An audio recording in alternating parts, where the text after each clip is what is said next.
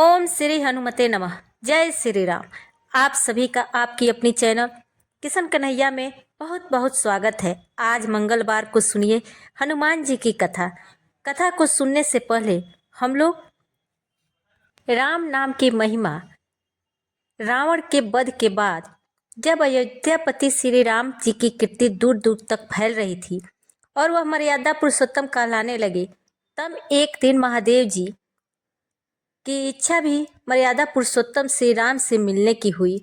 पार्वती जी को संग लेकर महादेव जी कैलाश पर्वत से उतरे, अयोध्या नगरी के रास्ते पर चल पड़े। भगवान शिव और माता पार्वती को अयोध्या आया देखकर राम जी बहुत खुश हुए। माता जानकी ने उनका उचित आदर सत्कार किया और स्वयं भोजन बनाने के लिए रसोई में चली गई। इस बीच भगवान शिव ने श्री राम जी से पूछा, आपके सेवक हनुमान जी दिखाई नहीं दे रहे हैं। तब श्री राम जी बोले, वे बगीचे में हैं। शिव जी ने श्री राम जी से बगीचे में जाने की अनुमति मांगी और माता पार्वती को साथ लेकर बगीचे में आ गए। बगीचे की खूबसूरती देखकर उनका मन मोहित हो गया।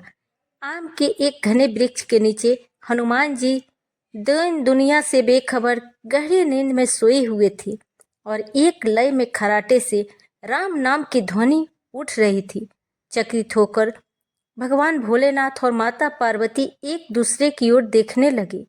माता पार्वती मुस्कुरा रही थी और वृक्ष डालियों की ओर इशारा किया। राम नाम सुनकर पेड़ की डालियां भी झूमने लगी थी और इनके बीच में भी राम नाम उच्चारित हो रहा था। शिव जी इस राम नाम की धुन में मस्त मगन होकर खुद भी राम राम कहकर नाचने लगे। माता पार्वती जी ने भी अपने पति का अनुसरण किया और अपने कोमल पैर थिरकाने लगी। शिव जी और माता पार्वती के नृत्य से ऐसी झनकार उठी कि स्वर्गलोक के देवतागण भी आकर्षित होकर बगीचा में आ गए और राम नाम की धुन में सभी मस्त हो गए। माता जानकी भोजन तैयार करके प्रतीक्षा कर रही थी, परंतु संध्या होने पर भी अतिथि नहीं पधारे। तब अपने देवर लक्ष्मण जी को बगीचे में भेजा। लक्ष्मण जी तो स्वयं को श्री राम का सेवक ही मानते थे, इसलिए बगीचे में आकर जब उन्होंने धरती पर स्वर्ग का नजारा देखा तो स्वयं भी राम नाम की धुन में झूम उठे। महल में माता जानकी जी परेशान हो रही थी। अभी तक भोजन ग्रहण करने कोई क्यों नहीं आया। उन्होंने श्री राम जी से कहा, भोजन ठंडा हो रहा है, चलिए हम भी जाकर बगीचे में से सभी को बुला कर ले आए। तब राम जी बगीचे में गए तो वहां राम नाम की धूम मची हुई थी। हनुमान जी की गहरी नींद में सोए हुए थे और उनके खराटे से अभी तक राम नाम की धुन निकल रहा था। श्री राम भाव विह्वल हो उठे। राम जी ने हनुमान जी को नींद से जगाया और प्रेम से उनकी तरफ निहारने लगे। हनुमान जी प्रभु को आया देखकर शीघ्रता से उठकर खड़े हो गए। नृत्य की सभा भंग हो गई।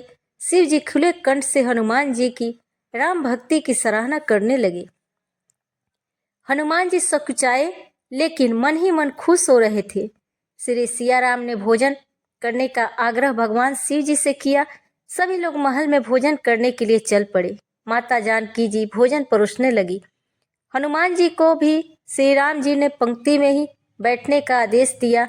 हनुमान जी बैठ तो गए, परंतु आदत ऐसी थी कि राम जी के भोजन परोसने के उपरांत ही सभी लोग भोजन करते थे। आज श्री राम जी के आदेश से पहले भोजन करना पड़ रहा था। माता जानकी भोजन परोसते जा रही थी। हनुमान जी का पेट ही नहीं भर रहा था। अब माता सीता जी कुछ समय तक सोचने लगी, फिर उन्हें भोजन परोस रही। फिर समझ गई कि इस तरह से तो हनुमान जी का पेट नहीं भरेगा। उन्होंने तुलसी जी के एक पत्ते पर राम नाम लिखा और भोजन के साथ हनुमान जी को परोस दिया। तुलसी पत्र खाते ही हनुमान जी को संतुष्टि मिली और वह भोजन खाकर उठकर खड़े हो गए। भगवान शंकर ने प्रसन्न होकर हनुमान जी को आशीर्वाद दिया कि आपकी राम भक्ति युगों युगों तक याद की जाएगी और आप संकट मोचन के नाम से जाने जाएंगे। जय श्री राम, जय हनुमान जी। अब आइए हम लोग मंगलवार को सुनी जाने वाली हनुमान जी को कथा का श्रवण करते हैं। एक नगर में एक वृद्धा रहती थी। उसका एक ही पुत्र था। उस वृद्धा की हनुमान जी पर बहुत गहरी आस्था थी। वह हर मंगलवार का व्रत रखती थी और हनुमान जी की पूजा आराधना करती थी। एक बार हनुमान जी अपने भक्ति में उस वृद्ध महिला की श्रद्धा का परीक्षण करने का विचार किया। हनुमान जी साधु का वेश धारण कर वृद्धा के घर गए और पुकारने लगे, कोई हनुमान भक्त है जो हमारी इच्छा पूर्ण करे। तब आवाज उस वृद्धा के कान में पड़ी।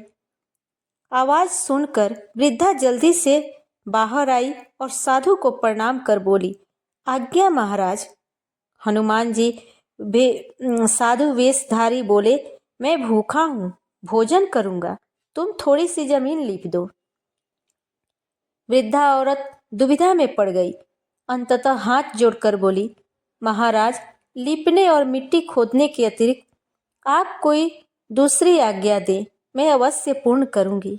साधु ने 3 बार प्रतिज्ञा कराने के बाद कहा, तू अपने बेटे को बुला, मैं उसकी पीठ पर आग जलाकर भोजन बनाऊंगा। यह सुनकर वृद्धा औरत घबरा गई, परंतु वह प्रतिज्ञाबद्ध थी। उसने अपने पुत्र को बुलाकर साधु को सौंप दिया। साधु वेशधारी हनुमान जी ने वृद्धा के हाथों से ही उसके पुत्र को पेट के बल लिटाया और उसकी पीठ पर आग लगा दी। आग जलाकर दुखी मन से वृद्धा अपने घर में चली गई। इधर भोजन बनाकर साधु ने वृद्धा औरत को बुलाकर कहा कि उनका भोजन तैयार हो गया है, तुम अपने पुत्र को पुकारो ताकि वह भी आकर भोग प्रसाद लगा ले। इस पर वृद्धा बोली, उसका नाम लेकर मुझे और कष्ट ना दे। लेकिन जब साधु महाराज नहीं माने तो वृद्धा ने अपने पुत्र को आवाज लगाई। वह अपनी माँ के पास आ गया और अपने पुत्र को जीवित देखकर वृद्धा को बहुत आश्चर्य हुआ। वह साधु के चरणों में गिर पड़ी। तब हनुमान जी उस अपने वास्तविक रूप में प्रकट हुए और वृद्धा औरत को भक्ति का आशीर्वाद दिया। तो प्रेम से बोलिए, भगवान शंकर की जय, बजरंग बली की जय, जय श्री राम। आइए अब सुनते हैं मंगलवार व्रत की पौराणिक कथा। एक बार नैमिषारण्य तीर्थ में 8000 मुनि एकत्र होकर पुराणों के ज्ञाता श्री सूत जी से पूछने लगे, हे महामुनि, आपने हमें अनेक पुराणों की कथा सुनाई है, अब कृपा करके हमें ऐसा व्रत और कथा बताइए जिसके करने से संतान की प्राप्ति हो तथा मनुष्यों के रोग शोक अग्नि सर्व दुख आदि का भय दूर हो। क्योंकि कलयुग में सभी जीवों की आयु बहुत कम है, फिर इस पर उन्हें रोग चिंता के कष्ट लगे रहेंगे तो फिर वह श्री हरि चरणों में अपना ध्यान कैसे लगा सकेंगे। श्री सूत जी बोले, हे मुनियों, आपने लोक कल्याण के लिए बहुत ही उत्तम बात पूछी है। एक बार युधिष्ठिर ने भगवान श्री कृष्ण से लोक कल्याण के लिए यही प्रश्न किया था। भगवान श्री कृष्ण और युधिष्ठिर का संवाद तुम्हारे सामने कहती हूँ, ध्यान पूर्वक सुनो। एक समय पांडवों की सभा में श्री कृष्ण जी बैठे हुए थे। तब युधिष्ठिर ने भगवान श्री कृष्ण से प्रश्न किया, हे प्रभु नंद नंद, आपने मेरे लिए अनेकों कथाएं सुनाई है, आज आप कृपा करके ऐसा व्रत या कथा सुनाइए जिसके करने से मनुष्य को रोग चिंता का भय समाप्त हो और उसको पुत्र की प्राप्ति हो। हे प्रभु, बिना पुत्र जीवन व्यर्थ है, पुत्र के बिना मनुष्य नरकगामी होता है, पुत्र के बिना मनुष्य पितृ ऋण से छुटकारा नहीं पा सकता और ना ही उसका पुण्य नामक नरक से उद्धार हो सकता है। अतः पुत्रदायक व्रत बताएं जो श्री कृष्ण भगवान बोले, हे राजन, मैं एक प्राचीन इतिहास सुनाता हूँ, आप उसे ध्यान पूर्वक सुनो। कुंडलपुर नगर नामक एक नगर था, उसमें नंदा नाम का एक ब्राह्मण रहता था। भगवान की कृपा से उसके पास सब कुछ था, फिर भी वह दुखी था। इसका कारण यह था कि ब्राह्मण की स्त्री सुनंदा की कोई संतान नहीं थी। सुनंदा पतिव्रता थी, भक्ति पूर्वक श्री हनुमान जी की आराधना किया करती थी। मंगलवार के दिन व्रत करके अंत में भोजन बनाकर हनुमान जी की आराधना करती थी। मंगलवार के दिन व्रत करके अंत में भोजन बनाकर हनुमान जी को भोग लगाने के बाद स्वयं भोजन करती थी।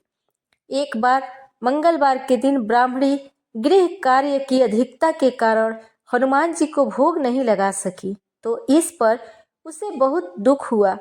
उसने कुछ भी नहीं खाया और अपने मन में प्रण किया कि अब तो अगले मंगलवार को ही हनुमान जी को भोग लगाकर अन्न और जल ग्रहण करूंगी।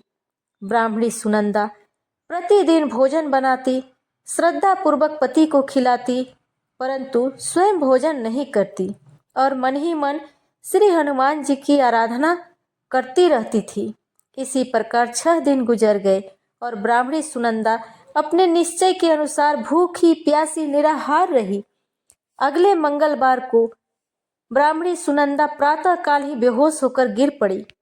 ब्राह्मणी सुनंदा की इस असीम भक्ति के प्रभाव से श्री हनुमान जी बहुत प्रसन्न हुए और प्रकट होकर बोले, सुनंदा, मैं तेरी भक्ति से बहुत प्रसन्न हूँ, तू उठ और वर मांग।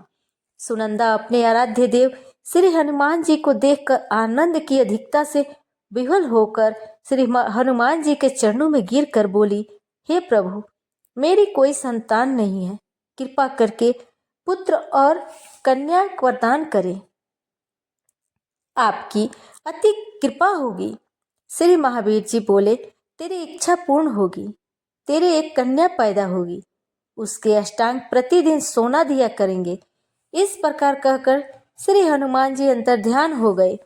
ब्राह्मणी सुनंदा बहुत हर्षित हुई और समाचार अपने पति से कहा। ब्राह्मण देव कन्या का वरदान सुनकर कुछ दुखी हुए, परंतु सोना मिलने की बात सुनी तो बहुत प्रसन्न हुए।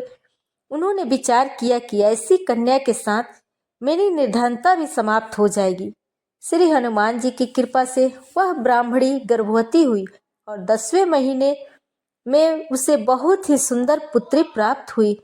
वह बच्ची अपने पिता के घर में ठीक उसी तरह बढ़ने लगी जिस प्रकार शुक्ल पक्ष का चंद्रमा बढ़ता है। 10वें दिन ब्राह्मण ने उस बालिका का नामकरण संस्कार कराया। उसके कुल पुरोहित ने उस बालिका का नाम रत्नावली रखा, क्योंकि वह कन्या सोना प्रदान किया करती थी। इस कन्या ने पूर्व जन्म में बड़े ही विधान से मंगल देव का व्रत किया था। रत्नावली का अष्टांग बहुत सा सोना देता था। उस सोने से नंदा ब्राह्मण बहुत ही धनवान हो गया। अब ब्राह्मणी सुनंदा भी बहुत अभिमान करने लगी थी। समय बीता, अब रत्नावली 10 वर्ष की हो चुकी थी। एक दिन जब नंद ब्राह्मण प्रसन्न चित्त था, तब सुनंदा ने अपने पति से कहा, मेरी पुत्री रत्नावली विवाह के योग्य हो गई है, इसलिए आप सुंदर और योग्य वर देखकर विवाह कर दें। यह सुनकर ब्राह्मण बोला, अभी तो रत्नावली बहुत छोटी है। तब ब्राह्मणी बोली, शास्त्रों की आज्ञा है, कन्या 8वें वर्ष में गौरी, 9वें वर्ष रोहिणी, 10वें वर्ष में कन्या, इसके पश्चात रजस्वला हो जाती है। गौरी के दान से पताल लोक की प्राप्ति होती है, रोहिणी के दान से वैकुंठ लोक की प्राप्ति होती है, कन्या के दान से इंद्रलोक में सुखी होती है। अगर हे पतिदेव राजस्वला का दान किया जाता है तो घोर नरक की प्राप्ति होती है।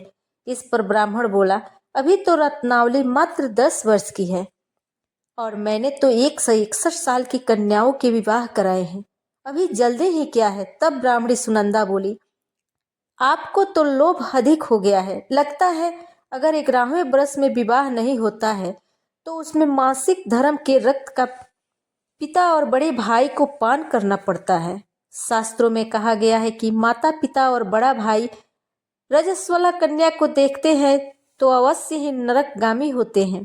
तब ब्राह्मण बोला, अच्छी बात है, कल मैं अवश्य ही योग्य वर की तलाश में अपना दूत भेजूंगा। दूसरे दिन ब्राह्मण ने अपने दूत को बुलाया और आज्ञा दी कि जैसी सुंदर मेरी कन्या है वैसा ही सुंदर वर उसके लिए तलाश करो। दूत अपने स्वामी की आज्ञा पाकर निकल पड़ा। पंपई नगरी में उसने एक सुंदर लड़के को देखा। यह बालक एक ब्राह्मण परिवार का बहुत गुणवान पुत्र था। उसका नाम सोमेश्वर था। दूत ने इस सुंदर और गुणवान ब्राह्मण पुत्र के बारे में अपने स्वामी को पूर्ण विवरण दिया। ब्राह्मण नंदा को भी सोमेश्वर अच्छा लगा और फिर एक शुभ मुहूर्त में विधि पूर्वक कन्या का दान करके ब्राह्मण संतुष्ट हुए, परंतु ब्राह्मण के मन में तो लोभ समाया हुआ था। उसने कन्यादान तो कर दिया पर बहुत खिन्न था। उसने विचार किया कि रत्नावली तो अब चली जाएगी, अब मुझे इससे सोना भी नहीं मिलेगा, वह अब मिलेगा नहीं मेरे पास जो धन था कुछ तो इसके विवाह में खर्च हो गया और जो शेष बचा वह भी बहुत कुछ दिनों के बाद समाप्त हो जाएगा। मैंने तो इसका विवाह करके बहुत बड़ी भूल कर दी है। अब कोई ऐसा उपाय हो, रत्नावली मेरे घर में ही बनी रहे, अपने ससुराल ना जाए। लोभ रूपी राक्षस ब्राह्मण के मस्तिष्क पर छाता जा रहा था। रात भर अपनी सैया पर बेचैनी से करवटें बदलते बदलते उसने एक बहुत ही क्रूर निर्णय लिया। उसने विचार किया कि जब रत्नावली को उसका पति सोमेश्वर अपने घर के लिए जाएगा तो वह मार्ग में छिपकर सोमेश्वर का वध कर देगा और अपनी लड़की को अपने घर ले आएगा, जिससे नियमित रूप से उसे सोना भी मिलता रहेगा और समाज का कोई मनुष्य उसे दोष भी नहीं दे सकता। जब अगले सुबह हुई तो नंदा और सुनंदा ने अपनी जमाई और लड़की को बहुत सारा धन देकर विदा किया। सोमेश्वर अपनी पत्नी रत्नावली को लेकर ससुराल से अपने घर की तरफ चल दिया। ब्राह्मण नंदा महालोभ के वशीभूत होकर अपनी मति खो चुका था। पाप पुण्य का उसे विचार नहीं था। अपने भयानक और क्रूर निर्णय का कार्य रूप देने के लिए उसने अपने दूत को मार्ग में अपनी जमाई वध कराने के लिए भेज दिया था, ताकि रत्नावली से प्राप्त होने वाला सोना उसे हमेशा मिलता रहे और वह कभी निर्धन ना हो। ब्राह्मण के दूत ने अपने स्वामी की आज्ञा का पालन करते हुए उसके जमाई सोमेश्वर का मार्ग में ही वध कर दिया। समाचार प्राप्त कर ब्राह्मण नंदा मार्ग में पहुंचा और रोती हुई अपनी पुत्री रत्नावली से बोला, हे पुत्री, मार्ग में लुटेरों ने पति का वध कर दिया है। भगवान की इच्छा के आगे किसी का वश नहीं चलता है। अब तू घर चल, वहां पर ही रहकर शेष जीवन व्यतीत करना। जो भाग्य में लिखा है वही होगा। अपने पति की अकाल मृत्यु से रत्नावली बहुत दुखी हुई। करुण रुदन करते हुए अपने पिता से बोली, हे पिताजी, इस संसार में जिस स्त्री का पति नहीं है उसका जीना व्यर्थ है। मैं अपने पति के साथ ही अपने शरीर को जला दूंगी और सती होकर अपने और इस जन्म को, माता पिता के नाम को तथा सास ससुर के यश को सार्थक करूंगी। ब्राह्मण नंदा अपनी पुत्री रत्नावली के वचनों को सुनकर बहुत दुखी हुआ। विचार करने लगा कि मैंने व्यर्थ ही जमाई वध का पाप अपने सिर लिया है। रत्नावली तो उसके पीछे अपने प्राण तक देने को तैयार है। मेरा तो दोनों तरफ से मरण हो गया। धन तो अब मिलेगा नहीं। जमाई वध के पाप के फल स्वरूप यम यातना भुगतनी पड़ेगी। यह सोचकर वह बहुत ही दुखी हुआ। सोमेश्वर की चिता बनाई गई। रत्नावली सती होने की इच्छा से अपने पति का सिर अपने गोद में रखकर चिता में बैठ गई। जैसे ही सोमेश्वर की चिता को अग्नि लगाई गई, वैसे ही प्रसन्न होकर मंगल देव वहां प्रकट हो गए और बोले, हे रत्नावली, मैं तेरे पति भक्ति से बहुत प्रसन्न हूँ, तू वर मांग। तब रत्नावली ने अपने पति का जीवन दान मांगा। मंगल देव बोले, रत्नावली, तेरा पति अजर अमर है, यह महान विद्वान भी होगा। इसके अलावा तेरी जो इच्छा हो वह वर मांग। तब रत्नावली बोली, हे ग्रहों के स्वामी, यदि आप मुझ पर प्रसन्न हैं तो मुझे यह वरदान दीजिए कि जो भी मनुष्य मंगलवार के दिन प्रातःकाल लाल पुष्प लाल चंदन से पूजा करके आपका स्मरण करेगा उसको रोग व्याधि नहीं होगी, स्वजनों से कभी वियोग नहीं होगा, सर्प अग्नि तथा शत्रुओं का भय नहीं होगा और जो स्त्री मंगलवार का व्रत करेगी वह कभी विधवा नहीं होगी। मंगल देव ने तथास्तु कहकर अंतर्ध्यान हो गए। सोमेश्वर मंगल देव की कृपा से जीवित हो उठा। रत्नावली अपने पति को पुनः प्राप्त कर बहुत प्रसन्न हुई और मंगल देव का व्रत प्रत्येक मंगलवार को करके व्रतराज और मंगल देव की कृपा से इस लोक में सुख ऐश्वर्य को भोगते हुए अंत में अपने पति के साथ स्वर्ग को गई। प्रेम से बोलिए जय श्री हनुमान। आपको यह मंगलवार व्रत कथा अच्छी लगी हो तो वीडियो को लाइक करिएगा, शेयर करिएगा और चैनल को भी सब्सक्राइब करिएगा। जय श्री राम, जय हनुमान।